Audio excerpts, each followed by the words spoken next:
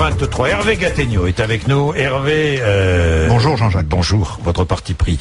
La tuerie de Toulouse assombrit le climat mais éclaire la campagne. Qu'est-ce que vous voulez dire par là? Il reste en effet pas mal de zones d'ombre. L'enquête est loin d'être terminée. On verra si elle peut aller au bout, si on arrête le tueur vivant.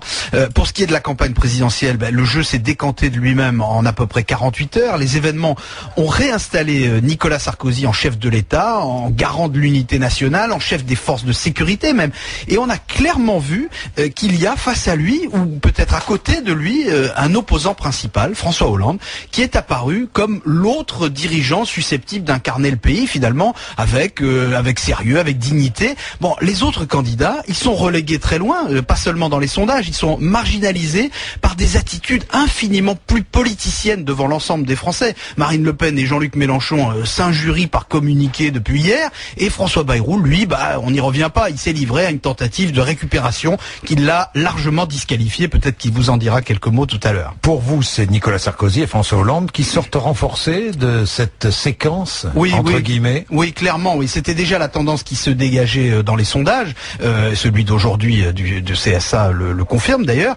Il y a quand même un bémol, pour Nicolas Sarkozy comme pour François Hollande. Le climat d'union nationale, c'est aussi un piège. Après les images poignantes d'hier à Montauban, comment est-ce qu'on peut reprendre le débat politique, Nicolas Sarkozy a construit sa campagne sur le clivage, sur l'affrontement avec François Hollande, avec des attaques parfois très virulentes. Ce sera difficile maintenant d'enlever son bel habit de président pour enfiler en quelque sorte un treillis de candidat. C'est une tenue moins flatteuse. Quant à François Hollande, il a tout misé, ou disons l'essentiel, sur le rejet personnel de Nicolas Sarkozy. On le voit mal reprendre lui aussi simplement cette tactique. Surtout qu'on peut quand même supposer qu'après tout ce qui vient de se passer, l'image de Nicolas Sarkozy, elle s'est peut-être au moins un peu améliorée. Dès hier, Marine Le Pen a mis en avant la menace de l'islamisme et affirmé que la peur serait un élément important de sa campagne. Elle parle sécurité, immigration. Est-ce qu'elle peut aussi profiter des circonstances?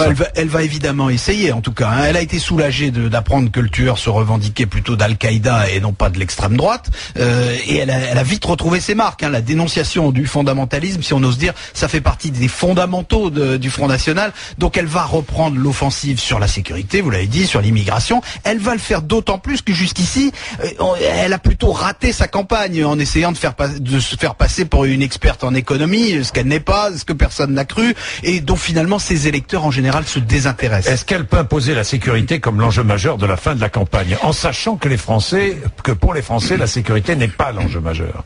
Jusqu'ici, en tout cas, ça ne l'était pas. Il est sûr que la tuerie de Toulouse redonne de l'importance au sujet de la sécurité. Cela dit, Madame Le Pen va se heurter à un double écueil. D'abord, comme la police a réussi à cerner le tueur en un délai quand même très rapide, il n'y a pas eu la psychose qu'on aurait pu redouter. Ensuite, il se trouve que nous avons affaire à un terroriste ou quelqu'un qui se revendique comme tel, qui a voulu s'attaquer à la France et qui, de fait, a commencé par tirer sur des parachutistes d'origine maghrébine, dont l'un au moins apparemment était musulman. Et on ne peut pas dire que ça renforce la thèse fantasmatique de la 5e colonne immigrée qui menacerait la France. Le tueur de Toulouse a dit qu'il voulait mettre la France à genoux. Madame Le Pen donne l'impression de vouloir mettre le pays sur les nerfs. Je crois qu'elle n'y arrivera pas plus que lui.